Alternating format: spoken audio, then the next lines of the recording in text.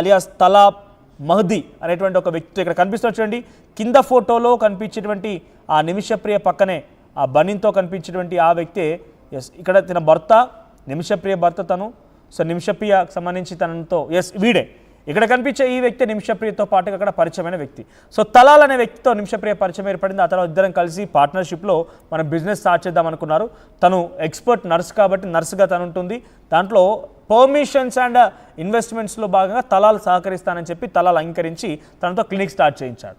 అయితే 2008లో ఎంఎన్కి వెళ్ళిన తర్వాత సుమారుగా 2009 ప్రారంభంలో ఈ క్లినిక్ అనేది ప్రారంభమైంది. అప్పటి నుంచి నిమిషప్రియ క్లినిక్ బాగా నడుస్తోంది. కుటుంబ పోషణ అంతా బాగానే జరుగుతోంది.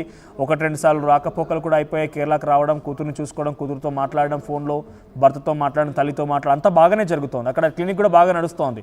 సో అంతలోనే ఆ తలాల్ అనే వ్యక్తికి ఒక దుర్బుద్ధి స్టార్ట్ అయింది.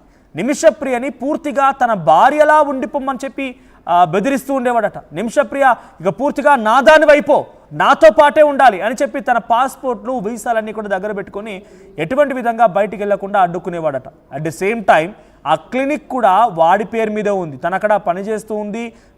తను ఒక రకంగా పూర్తి బాధ్యతలు తీసుకున్నప్పటికీ లీగల్గా మాత్రం ఆ తలాల్ అనే వాడి పేరు మీదే క్లినిక్ అనేది ఉంది. అయితే తలాల్ అంటే ఏం చేశారంటే ఈ కొన్ని ఫార్జ్డ్ డాక్యుమెంట్స్ని కూడా ఆ క్లినిక్ ఓపెనింగ్ కోసం ఏర్పాటు చేసుకున్నాడు. దీంతో ఏం జరిగినా, ఎటువంటి పరిణామం చోటు చేసుకున్నా నిమిషప్రియ ఇరుక్కుపోవడం ఖాయం.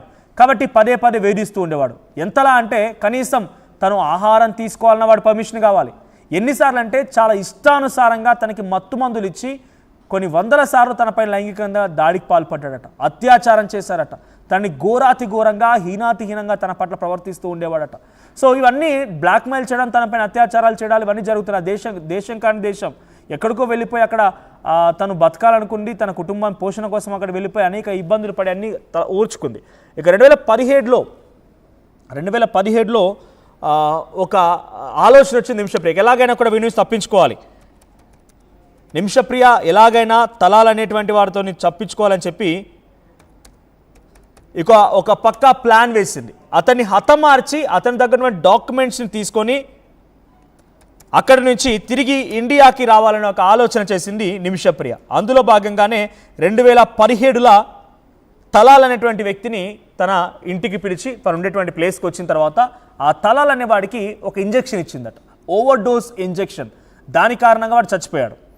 పదే వేధిస్తూ ఉండేవాడు, చాలా దారుణంగా. నిజంగా తన తల్లి ప్రేమ చెప్పేటువంటి మాటలు వింటే అందరూ కూడా కన్నీళ్లు పెట్టాల్సిందే. నిత్యం తనని వేధిస్తూ ఉండేవాడు. ప్రతిరోజు తన కామవాంఛలు తీర్చాలని ఇబ్బందులు పెడుతూ ఉండేవాడు. పాస్పోర్ట్లు, వీసాలన్నీ దాకేసుకున్నాడు. తనకి నో ఆప్షన్, ఇక వాడితో గడపడం తప్ప, వాడి చెప్పిన మాట వినడం తప్ప తనకి ఇంకో ఆప్షన్ లేదు. అయితే చనిపోవాలి, లేకపోతే వాడు చెప్పే మాటలు వినాలి. తన కుటుంబం కోసం ఇంతలా కష్టపడిన నిమిషప్రియ ఎలాగైనా వాడిని హతమార్చి తను తిరిగి రావాలనుకుంది. ఆ ప్రయత్నం చేసింది. అంతలోనే ఓవర్ డోస్ ఇంజెక్షన్ని తలాల్కి ఇవ్వడంతో తలాల్ మరణించాడు. తలాల్ మరణం తర్వాత తనని ఒక ట్యాంక్లో నిర్బంధించింది తనకున్నటువంటి అసిస్టెంట్ మొహమ్మద్ కాజర్ సహాయంతో.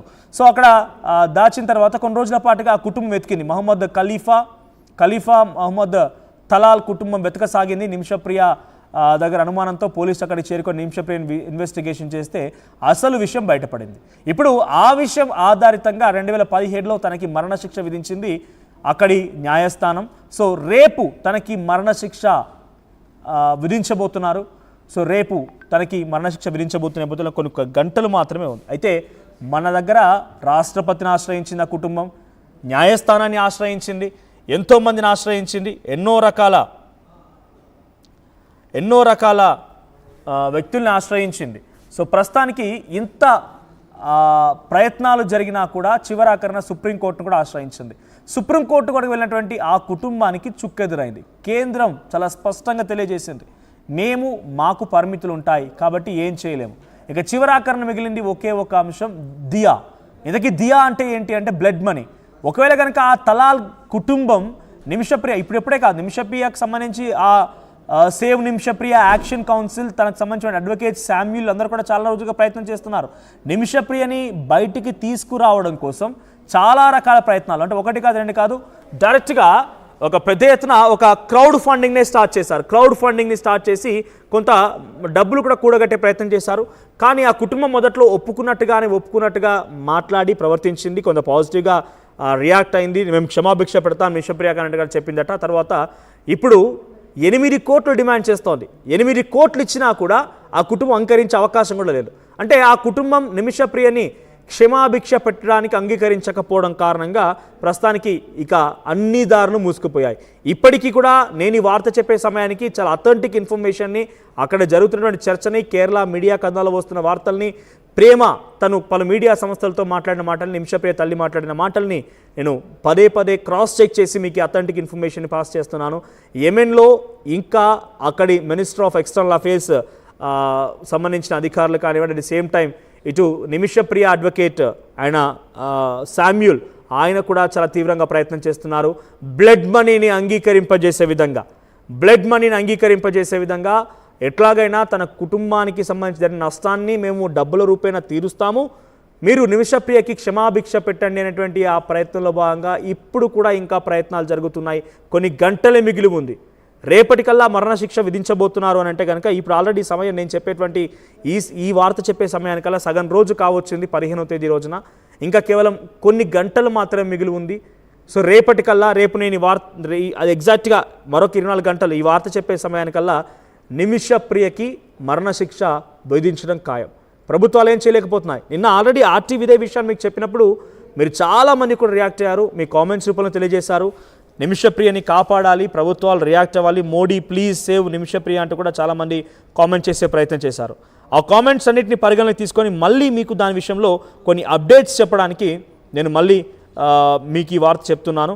సో ప్రజెంట్ నిమిషప్రియకు సంబంధించి ఇక అన్ని దారులు మూసుకుపోయాయి. కేవలం మిగిలిందల్లా ఆ బ్లడ్ మనీ మాత్రమే. దానికి తాలూకు ప్రయత్నాలు కూడా కొనసాగుతున్నాయి. సో మరి ఆ బ్లడ్ మనీని ఎంత మేర ఆ కుటుంబం అంగీకరిస్తోంది, ఎంత మేర దాన్ని అంగీకరిస్తారో చూడాలి. ఇక్కడ ఒక వ్యక్తి కామెంట్ చేశారు, రాచూరు అంట, మోడీ చూస్తున్నాడు. ఎస్, ప్రభుత్వాలు తేల్చేశాయి. ఇక్కడ మోడీ ప్రధాని మనం ఇండివిజువల్ ఒక పర్సన్ గురించి మాట్లాడే కంటే కూడా కేంద్ర ప్రభుత్వం తేల్చేసింది. మేము ఏం చేయలేకపోతున్నాం, మాకు కొన్ని పరిమితులు ఉంటాయనే విషయాన్ని చాలా క్లియర్గా తేల్చేసింది. ఏకంగా రాష్ట్రపతి వరకు వెళ్ళింది ఈ సంఘటన ఈ విషయానికి సంబంధించి. కానీ ఎవరు ఏం చేయలేకపోతున్నారు. సో ఎటకెలకి కొన్ని గంటలు మాత్రం మిగిలి ఉంది. ఇంకా బ్లడ్ మనీ అంటే వాళ్ళకి ఇచ్చిన నష్టపరిహారం కంపెన్సేషన్ కోసం ఇంకా టాక్స్ నడుస్తూ ఉన్నాయి. ఈ కంపెన్సేషన్ని కనుక అటు తలాల్ కుటుంబం అంగీకరిస్తే నిమిషప్రియ బయటపడ్డట్టే. నిమిషప్రియ బయటకు వచ్చే అవకాశం ఉంది. లేదు కాదు కూడదు అనుకొని నిమిషప్రియకి ఎలాగైనా సరే శిక్ష పడాలనుకుని కనుక ఆ కుటుంబం నిర్ణయించుకుంటే డెఫినెట్గా నిమిషప్రియ రేపు మరణశిక్షను ఎదుర్కోవాల్సిందే. ఇక్కడ మహేష్ కామెంట్ చేశారు, Choppari Mahesh, save her, no more time. Yes, కొన్ని గంటలు మాత్రమే మిగిలి ఉంది. తనని రక్షించేందుకు అన్ని దారులు మూసుకుపోయిన నేపథ్యంలో ఎట్టి పరిస్థితుల్లో ఇక నిమిషప్రియని కాపాడడం ఇక ఎవరి తరం కాదు అనేది మాత్రం చాలా స్పష్టంగా అర్థమవుతోంది. ఒకే ఒక అంశం, ఆ తలాల్ కుటుంబం మాత్రం తనకి క్షమాభిక్ష పెట్టాలి. తలాల్ కుటుంబం కనుక తనని క్షమించి వదిలేస్తే తను బయటపడగలుగుతోంది. లేదనంటే ఇక నిజంగా డెఫినెట్గా నిమిషప్రియ సంఘటన చరిత్రలో ఎప్పటికీ నిలిచిపోతుంది. అది తను బయటపడినా పడకపోయినా డెఫినెట్గా, బికాజ్ ఒక 2 దేశాల మధ్య దౌత్యపరమైనటువంటి సంబంధాలు ఎంత ముఖ్యమనేది ఈ ఘటనలో అర్థమవుతోంది. ఒక దేశానికి సంబంధించినటువంటి దౌత్యపరమైనటువంటి అంశాలు ఎంత డేంజరస్గా ఉంటాయి, ఎంత డిఫరెన్షియేట్గా ఉంటాయని మాత్రం ఈ ఘటనలో అర్థమవుతోంది. ఇక్కడ ఇంకొక వ్యక్తి కామెంట్ చేశారు, సత్యనారాయణ గండికోట అంట, ఇరాన్ ఇజ్రాయెల్ యుద్ధం నిమిషప్రియ ప్రాణాల మీదకు వచ్చిందా అని నా అనుమానం. ఇక్కడ ఇరాన్ ఇజ్రాయెల్ యుద్ధం అంతకంటే ముందుగానే 2017లో తనకు మరణశిక్ష విధించారు. ఇప్పుడు జరిగింది ఏం కాదు. అప్పటి నుంచి ప్రయత్నాలు జరుగుతూనే ఉన్నాయి. ప్రభుత్వాలకి తన తల్లి ప్రేమ వినవిస్తూనే ఉంది. కానీ ఇక్కడ ఇరాన్ ఇజ్రాయెల్ యుద్ధమే ఇంతటి దాంతో మనం కంపేర్ చేయలేము. ఐఎమ్ సారీ, మీ మాటలు నేను అంగీకరించడం లేదు. సో ఇక్కడ వినీలా అంటే కామెంట్ చేశారు, వాళ్ళతో మాట్లాడి ఒకసారి